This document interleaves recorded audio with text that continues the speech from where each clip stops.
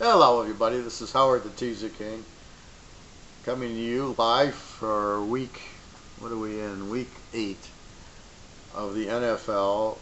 Nice week last week, 7-2, 13-3 in college, 20-5 overall. Hit my 15 unit lock. I lost an 11 unit lock and I won another strong 11 unit play. Hit my pro strong plays. I didn't lock the pros, but I hit Dallas, I hit the Jets, I hit Tennessee, which you could see from last week's video. I mean, Tennessee was just basically, I'm betting against Cleveland. And Tennessee's terrible. I mean, they go to overtime and they win, 12-9? I mean, they can't score a touchdown on Cleveland? My God. How bad is Mariota? That's why I laugh when people, oh, Mariota, he's good. Mariota sucks. I mean, that's ridiculous. That's embarrassing. 12-9 against Cleveland. I mean, are you not very good? And that's what you take out of it is you see how they play these teams. And there's no Tennessee needs the game, and they go to Cleveland. They should win by 20, and they win. They go to overtime and barely win the game. Unbelievable. But that's what you do. The Jets over Miami was a strong play. Had them in 2 teasers. Dallas. I started thinking about Dallas after. And I said they really need the game. They're playing the 49ers, and Elliott was playing, and that just I played it really strong in a couple of teasers. So that's what you're looking at, trying to find it. Again, it's hard in the NFL to really find the strong teams. I'm not buying Kansas City strong. They're good, but they're not. They're just average. I mean, they're very. Let's say they're a B team. New England's usually the A. So you're looking for the A teams. New England normally. Seattle was an A team, Green Bay, but now with Green Bay's injury and then Seattle, New Orleans is getting close. So you keep an eye on who's hot and who's not. Watch out for Atlanta; they seem to stink. The Sarkisian, I don't get. He couldn't handle USC. He's not a good coach. I don't know why people think he's a good offensive coordinator. He's obviously not good. What are you doing with the guy? Why is he your offensive? You went from 30 points a game in a Super Bowl to you can't score 20. You scored 7 on New England when you scored 28 on them in the Super Bowl. And New England has no defense. I mean, there's no way New England holds anybody to 7 now. And here's Atlanta. They need to get rid of that offensive coordinator sooner than later. Because this season's over. If they keep the guy another couple of weeks, they're not going to even go to 500. This is where the numbers come in handy. So let's give you a couple of games. I really hate these Thursday night games and the London games because they throw the team off schedule. I mean, if you ever had to work late or get up early for something, and it's not in your schedule. You get up at 7 o'clock every day. Now you get up at 5 in the morning. You're just tired. Well, go fly to London. All right, I've been to Europe. You're not ready to play football. You're not ready to do any. You just want to lie on the beach or on the pool when you fly to Europe. I mean, it's a long flight. You can't really sleep too well on the flight, so it's extremely difficult. So that's all I'm saying is. It's hard to really even focus on the London game and take it seriously to betting it. So it's extremely difficult. In the Thursday night game, here's a team that played on Sunday. You're asking them to travel on Thursday.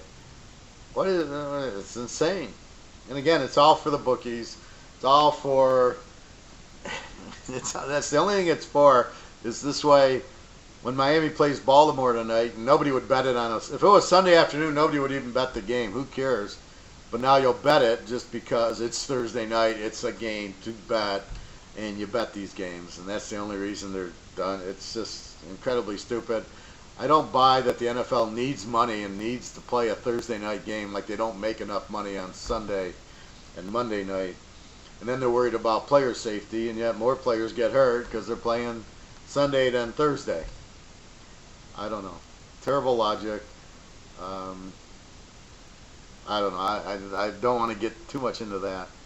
All right, let's go Top play, New Orleans laying 9 to Chicago, over under 47. I like New Orleans down to 3 here. First of all, they're hot. Their defense, again, I'm betting defense. The Bears are a lousy road dog. They have no quarterback. All they do is run the ball to Jordan Howard. New Orleans defense won't let that happen. The Bears cannot handle Drew Brees at home. This should be an easy 17, 20-point win here. The Bears are a really strange team. They're always the dog, but they're a very strong home dog. They beat Carolina, but they're a lousy road dog. And this is where my numbers come into play. They show me all this, right? I look at the trends. I go, oh, look at the Bears. Strong home dog, weak road dog. You get them against New Orleans. Now, I mentioned New Orleans was not a great home favorite, but they haven't had a defense in a while. Now you see them with a defense playing extremely strong. And this is the key here, is that New Orleans has a strong defense to go with Brees. They're running the ball. The Bears go to New Orleans, they don't have a chance. If the spread, now this is a 9. Here's what I'm talking about. If the spread goes to 7 or 7.5, it's a much stronger bet than at 9 or 9.5, laying 3, 3.5. And this is the key to teasers, right? The normal guy looks at the line going, it's more than a touchdown. I'm going to bet the dog getting 8.5. They don't have a reason to bet except for the spread's more than 7, and therefore they're going to take the dog at 8 or 9. But in the teaser, we're looking at it 3, right? We're going 9 to 3. So if the spread drops to 8, because these guys are looking at, I get more than a touchdown, then we're golden. Now we're laying 2.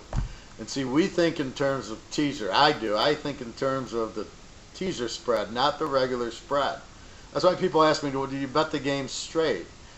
I don't very often. 2 reasons. If I lost the game because I didn't tease it, and I would have won in a teaser, it really pisses me off, right? Let's say I took New Orleans -9 and they win by 6. And I'm like, well, I tease it. I'm the teaser king. I would have teased it. I would have won. There's a lot of games I win because of the teaser. But the bets made before, where you have the teaser, it's a great bet. Like Penn State last week against Michigan. I mean, I didn't need a teaser, but I made a hell of a lot more money because I bet a lot stronger when I'm laying 2 and 1.5 and 2.5 in the game than laying 9 or 8.5 or 8. As I said in my other video, I'd love to meet the guy who bet on Michigan driving the spread from 9 down to 7.5. I mean, these are pure idiots who are doing that. I mean, unbelievable. So anyway, so that's what I'm looking at. So if this line drops to 8, I would bet more on it because you're only laying 2. There's no way New Orleans loses this game. The Bears are strong at home, not on the road. And that's the problem. People will look at the game and give the Bears more credit. Well, they beat Carolina 17-3. Yeah, it was like 2 pick sixes. You ain't getting that from Brees. And even if you did, Green Bay got it from Brees last week. They got 2 or 3 interceptions. They still murdered them. So Trubisky's not the answer. Who knows? He's not. There's no way he can be any good after 3 or 4 games. Watching Glennon, and they still don't have an offense. All they do is hand the ball off. John Fox just wants to play run and defense, so you could put Mickey Mouse at quarterback. It won't matter. But that's what you're looking at. So when New Orleans jumps on them, Chicago has really no way. If Chicago can't get the lead and run the ball, they can't come back. So look for New Orleans. They're very hot. They're in a good spot. Chicago's a weak road dog. And let's go into the numbers, as Teaserking loves to do. In 2017, you're only looking at 6 games. It's really kind of a small sample. Here the Bears this year are 4-0 as a home dog and 2-1 bet against as a road dog. So it's exactly what I'm saying. The Bears are 5-2, 4-3 against, but they're 4-0 as a home favorite and only 1-2 on a road dog. New Orleans is 1-0 as a home favorite, but again, it's too new. They've just started this momentum. We'll go back to 16. They'll start getting a better picture. Here the Bears as a home dog, they're 9-1, they're golden. But as a road dog, they're 5-5. In fact, if you bet against them as a road dog, it's 9-1, 90%. New Orleans is 5-2 as a home favorite. They're, but again, they're getting their defense. New Orleans overall now is 18-4 the last year and a half in a teaser. So now they're getting stronger due to the defense. They've always had Breeze. We'll go back one more year. Here are the Bears. Now the Bears are better as a road dog, so they must have had a good team in 15. They're 12-6 if you bet against them. But they're 14-2 as a home dog. So 14-2 as a home dog, 12-6 bet against road as a road dog. New Orleans 8-5 home favorite, 10-3 against as a home favorite. So here's where you got to draw the line and go, well, the 15 stats don't help me. So you can't blindly just go back 5 years. You can with Cleveland. I mean, they're terrible every year, but that's what you're looking for. So I can only use 16 and 17 as the case for the bet. Let's look at the points. So New Orleans scores 28 a game, gives up 22, a +6 when I take offensive points minus defensive points, which I find this method very strong to tell you who's good and who's bad. So New Orleans 28-22, a +6. And we come down here to the Bears. They score 17 a game and give up 21, a -4. So you have a +6 against the -4. They're 10 points better. You got the Bears only scoring 17 a game. Last week it was a couple of defensive touchdowns. Their offense didn't score anything. Going to New Orleans, they're not going to do anything. They're not going to hold New Orleans. They give up 21 a game. They're not holding New Orleans down. I mean, New Orleans will score, especially at home. So that's what you have in this game here. You have the Bears, who are, pretty weak, but they're strong as a home dog, but they're not a home dog this week. And this is why I try to teach you about the personality of the team. As a home dog, Chicago is comfortable. They cover and cover and cover. When they go on the road, they get a little panicky. They don't come back. They don't score that much. So now they got to play more pass, or they don't have a quarterback or receivers. And now they're behind. They have to pass, and they can't. And that's the key to this one. So, game one, take New Orleans, lay 3. If it's 3.5, try to buy the half. If it goes to 10, play it a little smaller. Even though I think New Orleans wins by 17, you make the bet now, not when the game's over going, oh, they won by 17. Yeah, I'll lay 4. I mean, you can't do that. So if you can get under 3, it's a much stronger bet. If you get 3, it's a strong bet. If it's 3.5 or 4, pull back a little bit on it, but still bet New Orleans. Hopefully you get them at 9 or 8.5. Hopefully the Bear money will roll in because they beat Carolina as a home dog last week. That's exactly what you want. And that's why you don't look at last week's games. Every game is individual. This is poker. I might have had pocket kings last hand, but that's last hand. What do I got this hand? Oh, I got 9-7 offsuit. Okay. Last week, pocket kings. This week, 9-7. So all you're focusing in on is this week's games. You are looking at New Orleans and noticing they're playing better. You're looking at the Rams, San Diego. Yeah, the teams are getting better. Cincinnati's scoring points. So you're looking at, okay, the teams are getting better, but it's still, they're not playing the same team they did last week, right? Chicago's not playing Carolina at home. They're playing at New Orleans. It's a whole different dynamic. They're playing a good quarterback. They're playing a good defense. Carolina didn't have Kuechly. Cam Newton, who the hell knows what's with him. So that's what the difference is. You're playing a different team at a different place. You can't look at last week. Now, New Orleans won at Green Bay. They killed Detroit. They're playing good defense. They're playing much better offense. that they're rolling at home, on the road, you know, so that's what you're looking for. Game 2. All right, Pittsburgh laying 3 to Detroit. God, I love this game. Pitt laying 3. Detroit, I don't know, they used to have a good defense, not anymore. I locked them against Minnesota a couple weeks ago. They go to New Orleans, they get killed. Stafford looks terrible. Then a week later they lose. In the beginning they played Arizona, who we see is not very good, and they beat the Giants, who hasn't. They've won 1 game, so they haven't really beaten anybody. They beat Minnesota, who's good, so we'll give them that win at Mini. But the running back Cook got hurt in the game, but Detroit was controlling him. But now all of a sudden something's happened to Detroit. All of a sudden Breeze lit them up, which is why I like New Orleans, because when they beat Detroit, you're going, wow, that Detroit has a pretty good defense, and they're lighting them up, even though they got 3 defensive touchdowns in the game. They still scored in the 30s, but that's what you're looking at. So Detroit's getting worse. Pittsburgh's starting to get going. They beat Cincy, who's a good team. They always were. They have much talent as Detroit. Pitt laying 3. Let's look at the number. Why do I like Pitt? Well, they have a balanced offense. Detroit still can't run the ball. I think Pitt's defense is the difference here. Pitt's laying 3. If we can get it at 2.5, it's a much better bet getting Pitt plus 3.5 or buying a half a point to get it to 3.5.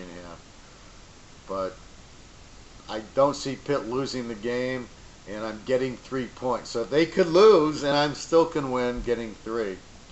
Let's look at the numbers in 17. Detroit's 5-1, 2-0 as a home dog, but not playing a team like this as a home dog. They were a home dog to Arizona and a home dog to Atlanta. Neither team's very good this year. They haven't faced a team like Pitt. Closest one would have been Minnesota, but the best quarterback they've played, well, I guess would be Ryan, and they actually lost that game to Atlanta. Pitt's numbers: 2-1 is a road favorite, 5-2 overall. 2-1 is a road favorite against. They're not that strong as a road favorite, but you're betting Brown. You're betting the balanced offense and the defense coming together. And Detroit's a little bit weaker coming off the bye. Let's go back to 16. Detroit's 4-0 as a home dog. 3-1 bet against as a home dog. Detroit at home are 10-1 against at home, and they're 10-1 for at home. So they play pretty close games. They usually get behind and make some comeback and still lose the games against the better teams. Stafford against better teams is terrible. He beats Arizona, who's kind of weak, and Indy and whoever the weaker teams are. Although they do struggle at Chicago, but this isn't the type of team he beats. Pittsburgh, again, they're 7-4. They're not a great road favorite, but they're respectable. 7-4, 7-4. So it's not like Pitt's a 90% team. It's just Pitt's rolling with the defense, and Detroit can't run the ball. I look for them to put a lot of pressure on Stafford, and Detroit struggles against really good defensive teams. Let's look at the overall numbers.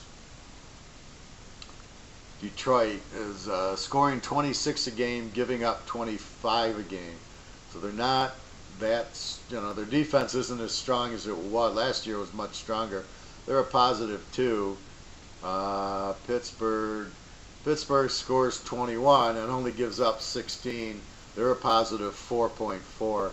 So I have the better team as the favorite, the much better defense, 16 points a game versus Detroit's 24, so they're 8 points better there. And Pitt scores 21, Detroit scores 27. So Detroit's a little better on offense, but the key here is Detroit's a lot worse defensively, and Pitt's starting to turn it on defensively.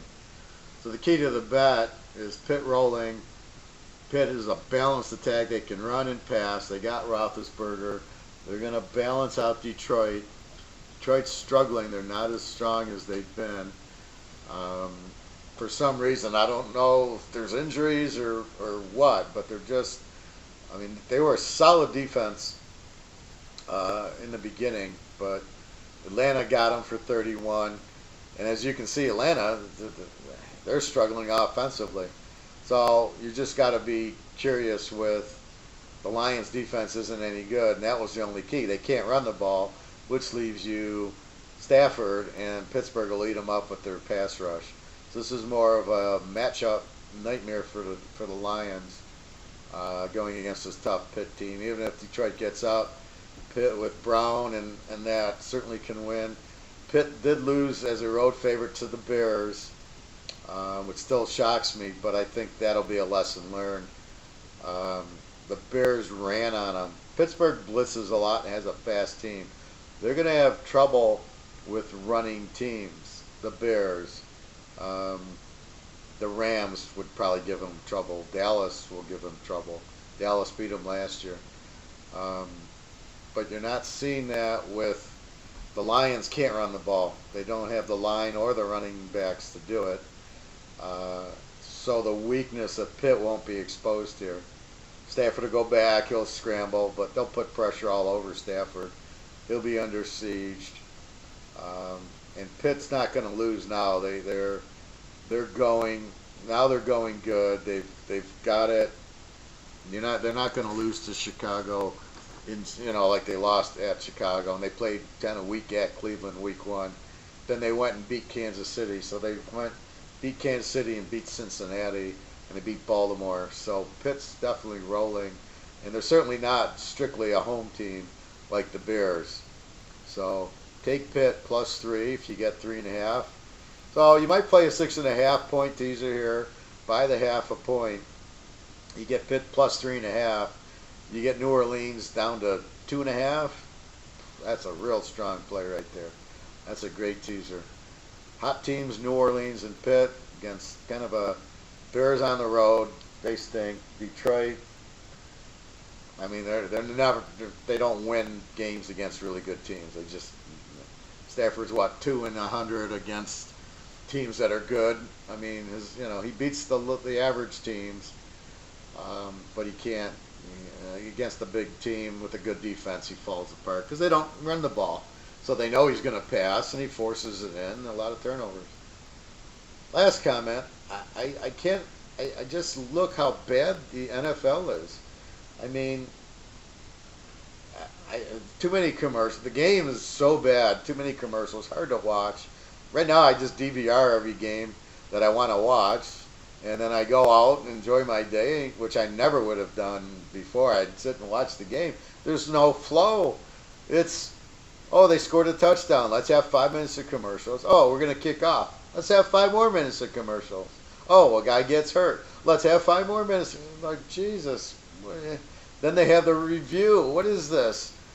They should never have an instant replay because the point is the ref makes the call at game speed, right? He doesn't have frame by frame. And A, you make them look bad. B, he calls it a touchdown. It's a touchdown. The ref made the call. You don't sit there and dissect frame by frame. Oh, look, his knee was down. Oh, wait, the ball hit the ground. No, the ref called it. Just let it go. It's the same for both teams. You say, well, wait, we got to get the call right. Why? Why do you have to get the call right? You have referees. They're going to miss calls. They're human. But it's the same for both teams. And you don't have to get every call right. That's not sports. Sports, you make mistakes is fine. I mean, everybody makes mistakes everywhere. I don't sit there and instant replay, my picks. Let's go frame by Howard took Pittsburgh. Because, you can't. It's just, it screws up the game. Okay, he called it a touchdown. It's a touchdown. He called him down, called it incomplete. Let it go. It's not. You're not supposed to be making the game perfect where every call is supposed to be right. No, because you're frame. And then you ruin the whole flow of the game. It's like watching a movie and then you're taking 10 minutes out in the middle of the movie and you're like, all right, I don't even care about the movie anymore. I lost the rhythm of it. So I find that to be just really bad in football. Review every scoring play. The guy scores, you got the whole emotion. Well, wait, let's review it. And then it wouldn't be as bad if it was a quick review. All right, you got 30 seconds to review it. If you can't tell in 30 seconds if it's good or bad or reversed or not, move on. Don't sit there for 5 minutes going, oh, was his knee down? I don't know. No, that's done with. It's either a quick look, yeah, it looks like that, his knee was down, okay. But this stop and freeze frame and take 10 minutes to make the call, it's killing the game. The ratings are down. It's very hard to watch. If it wasn't for the betting, nobody would watch the game. Tell you that. Well, I guess people like to see people get hit, but they're trying to take that out of the game too. Anyway, those are the plays. NFL's so screwy right now. It's really, really hard to find your A-plus games. I've had fewer locks because of it, because where I like New Orleans, and I might lock New Orleans, I haven't decided, you've got just fewer strong teams and a lot more, like I said last week, a lot of 2 and 3 teams. So now there's a lot of 3 and 3, 4 and 3, 3 and 4 teams. Very inconsistent. Not what you want to bet on. I don't want to bet on a 3 and 4 team that I don't know if they're going to win 20-0 or lose 20-0. That's not how you gamble or invest here. You're basing it on, okay, I know this team's going to do that. Even New England, I mean, I have no idea if they're going to give up 40 points or shut them. They shut Atlanta down, and you're like, but the week before they gave up 30 points to some, I don't know, Kansas City scores 50 on them. So I have no idea anymore who's good. I think, okay, New Orleans is getting better. I don't love them against San Diego this week, laying 1. That would have been a lock before. Oh, New Orleans laying 1 at home. That's a lock. That's guaranteed. Now they're nothing at home. They're 1 and 3 at home, 3 and 1 bet against at home. I don't know. It's not the same. Now maybe they get better during the year and you see them improve, but I think New England will beat San Diego, but it'll be close because San Diego can throw the ball, and San Diego isn't injured yet, and their defense is a little better with Bosa. I mean, they'd never shut out Denver before, so, San Diego's not that bad. But anyway, so you just don't really have that. You don't know enough about, about the team. All of a sudden, the Rams are good. Here's a quick synopsis of who the best teams are. And this will really shock you. The best team is the Rams, and I'm talking betting, Jacksonville, Philly, Kansas City, Seattle, New Orleans, Houston, Pitt, New England, Minnesota, Dallas. Okay, those are your best teams, but how the hell did the Rams and Jacksonville get up there? And that's the key, right? And New Orleans is better. Houston, okay, they've always been fairly good with the defense. That's the point. The worst teams, 5 worst teams: Indy, Arizona, Cleveland, Frisco, and the Giants. And then the Bears. So you've got really lousy teams. But if you don't look at the stats and the numbers, you don't know that, right? You're still thinking Jacksonville's lousy. Not this year. Jacksonville, they scored 26 a game, they give up 15. It's one of the top teams in the league. The Rams are scoring 30, giving up 19. I mean, it's insane.